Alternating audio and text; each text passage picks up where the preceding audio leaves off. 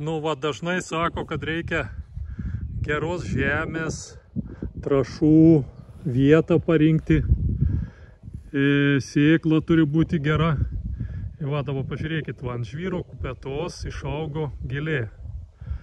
Ir jis svarbiausiai, čia jau va taip žydi, nežinau, jau yra koks mėnuo ir nesiruošia visai nužydėti. Va, bitutės va skraido apie ją. Iš tikrųjų, kas čia per gėlė, net neįsivaizduoju, va. Nieko nereikėjo, nei sėklos geros, nei trąšų, nei žemės, va paprasčiausiai išaugo grinai ant tokio vat smulkios žvyro kupetos, va išaugo gėlė.